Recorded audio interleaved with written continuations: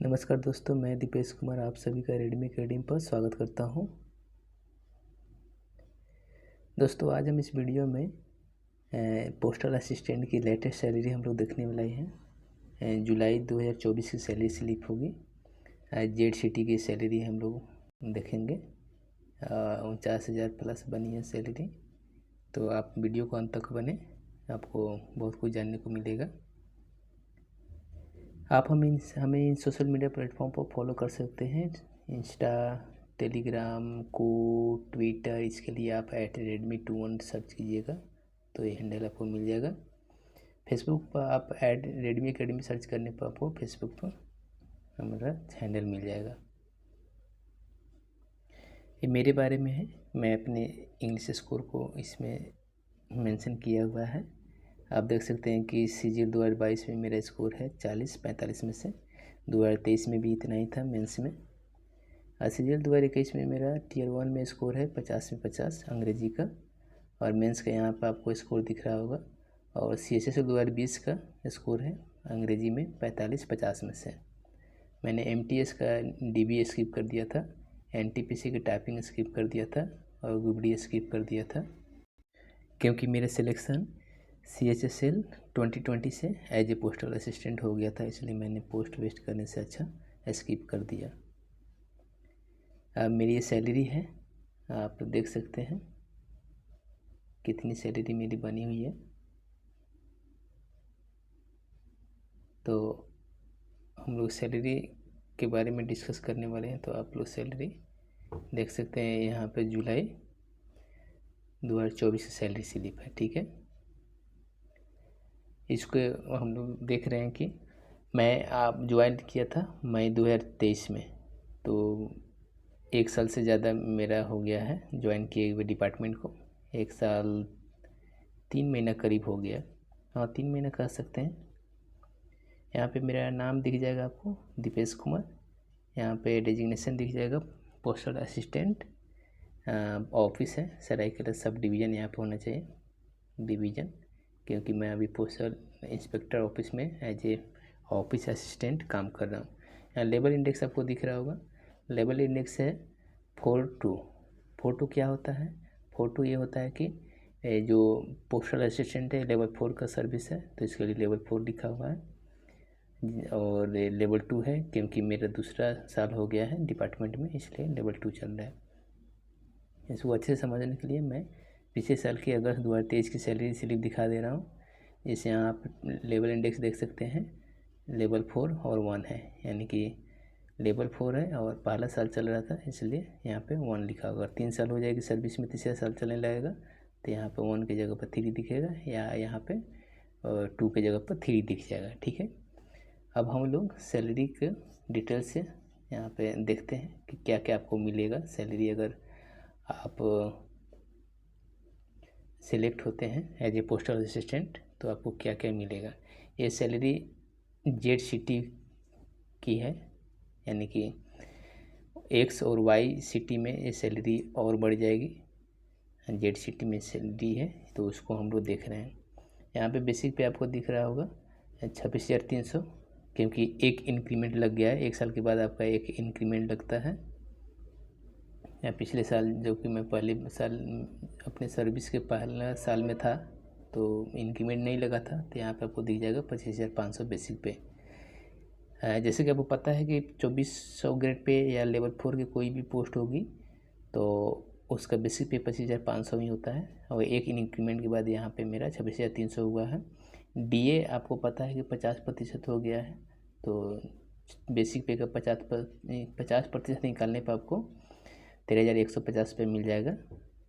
तो ये DA हो गया। उसके बाद हम लोग देखते हैं HRA। यहाँ पे HRA आपको दिख रहा होगा 2630। तो HRA 10% हो गया है, पहले 9% था, तो 10% हो गया। तो बेसिक पे का 10% आपको HRA के रूप में मिलेगा। जितना भी HRA आपका मिलेगा वो बेसिक पे के 10, 20 और 30 के हिसाब से मिलेगा। क्योंकि मैं जेड सिटी में काम कर रहा हूँ तो मेरा HRA 10% ऑफ बेसिक पे मिलेगा। अगर वाई सिटी में रहता तो 20% ऑफ बेसिक पे, जेड एक सिटी में रहता तो 30% ऑफ बेसिक पे HRA मिलता। ठीक है। तो उम्मीद है कि आपको HRA समझ में आ गया होगा। यहाँ पे आपको TA नीचे दिख रहा होगा, ट्रांसपोर्ट अलाउंस, ठीक है, जो कि 3600 मिल रहा है। 3600 नहीं है, यहाँ पे 1800 में मिलेगा आपको TA ZCT में। YX और Y में आपको 36% मिलेगा, 3600 रुपया TA मिलेगा। मुझे क्यों मिल रहा है? क्योंकि मैं PWD कैंडिडेट हूँ, और जितने भी PWD कैंडिडेट होते हैं सेंट्रल गवर्नमेंट के, वो TA के लिए एलिजिबल होते हैं, अगर उनका जो भी डिसेबिलिटी है वह 40% से ऊपर है तो, ठीक है। तो यदि आप PWD कैंडिडेट हैं, अगर आपको पता नहीं है तो आप कमेंट कीजिए, आपको कैसे आप मतलब कि TA अवेल कर सकते हैं, उसके लिए प्रोसेस है, मैं आपको बता दूंगा, या आप चाहते हैं तो उसके लिए एक वीडियो भी मैं बना दूंगा, मुझे कैसे मिला और मुझे मिलने में क्यों इतना देर हो गया। तो इन सब चीज़ों को मैं आपको मेंशन कर दूंगा, यदि आप चाहते हैं उसको कि कैसे TA अवेल किया जाए। तो TA पर भी 50% TA पर भी 50% मतलब कि DA लगता है, तो 18% यहाँ पे आपको दिख रहा होगा DA और TPA।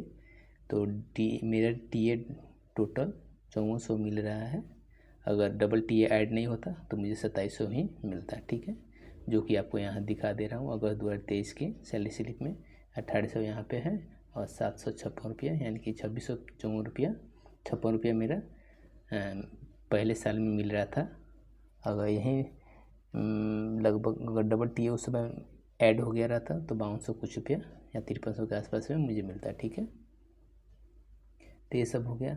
यहाँ पे आपको 1578 रुपया दिख रहा होगा, जो कि मेरा एरियर बना है, और एरियर किस चीज़ का? तो है HRA का। यहाँ पे 2630 रुपया दिख रहा है, जो कि 10% ऑफ बेसिक पे है। ये अभी 10% हो गया, पहले 9% मिल रहा था, तो जून तक मुझे 9% ही मिला था, इसलिए 1% के हिसाब से यह 6 महीना के आप कैलकुलेट कीजिएगा तो इतना आ जाएगा, ठीक है। तो ये HRA हो गया, सॉरी एरियर हो गया मेरा HRA का। टोटल आपको यहाँ पे दिख रहा है 49,058 रुपया। तो और मेरा ये डिडक्शन देख लीजिए, NPS और CGE-GIS सेविंग फंड का 30 रुपया, आप प्रोफेशनल टैक्स कटने के बाद मेरा इन हैंड सैलरी आप दिख रहा होगा 44,933 रुपया।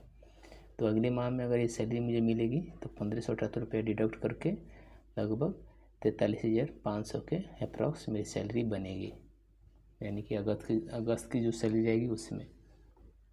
तो ये तो हो गया मेरा एक इंक्रीमेंट लगने के बाद और TA ऐड होने के बाद की सैलरी। अब मैं आपको अपनी पहली सैलरी दिखा रहा हूँ, जो कि 3 महीने के बाद मुझे मिली थी, क्योंकि कुछ टेक्निकल एरर होने के बाद बोलने के कारण पहले 3 महीने सैलरी मिलने में परेशानी हुई या मिली ही नहीं। तो 3 महीने के बाद मेरी सैलरी मिली थी, जिसमें आप देख सकते हैं कि उस समय बेसिक पे 25,500,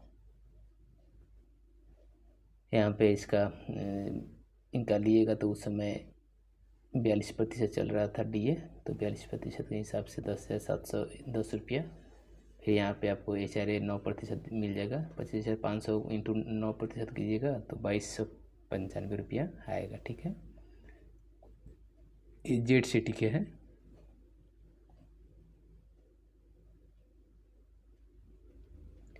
अब हम यहाँ पे देखते हैं कि ट्रांसपोर्ट अलाउंस मेरा 1800 मिल रहा है उस वक्त, क्योंकि TA ऐड नहीं हुआ था, बहुत परेशानी हुई थी इसको ऐड कराने में। और इसका DA और TPA 756 रुपया, 9 इसका देखिएगा 42% निकालिएगा तो इतना ही आएगा। टोटल सैलरी बनी थी 41,160 रुपया। मेरा 2 NPS कटा था, क्योंकि पहले सैलरी नहीं मिली थी, तो उसी का 2 NPA डिडक्ट हुआ, 30 रुपया वो CGE-GIS फंड में जो गया है। फिर यहाँ पे प्रोफेशनल टैक्स तब 100 रुपये लगता था, अब 50 रुपया बढ़ गया है इसी साल से। टोटल मेरी सैलरी इन हैंड मिली थी 33,689 रुपीज़, ठीक है। अगर आप अभी पोस्टल असिस्टेंट ज्वाइन करेंगे 2024 में तो आपको आफ्टर 50% DA आपको अभी सैलरी लगभग मिलेगी 39,000, ठीक है। इतना आपको आराम से सैलरी मिल जाएगी। यहाँ पे मेरी जून माह की सैलरी स्लिप आप देख सकते हैं। यहाँ पर WTA मिला, ऐड हुआ था, पर 18 दिन का ही ऐड हुआ था, तो यहाँ पे 3600 नहीं दिख रहा होगा आपको। तो दोस्तों ये मेरी लेटेस्ट सैलरी स्लिप है जुलाई 2024 की। इसमें मैं यही सब आपको डिस्कस करने वाला था। उम्मीद है कि आपको ये समझ में आ गया होगा। अगर यही सैलरी YCT की होती तो इसमें आपका जो ये दिख रहा है HRA 10%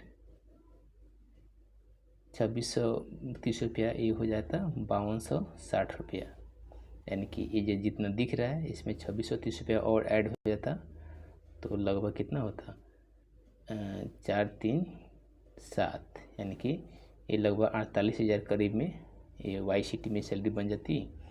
अगर यही सैलरी जाती ZCT में, सॉरी XCT में, तो उसमें फिर और 5400 हो जाता है, फिर और मतलब कि HRA बढ़ जाता है 30%, तो 3 गुना 7,878 समथिंग यहाँ पे हो जाता है, 7900 समथिंग HRA, तो ये लगभग 50,000 क्रॉस कर जाती है सैलरी, ठीक है। तो इस वीडियो में इतना ही, फिर मिलते हैं एक नए वीडियो के साथ।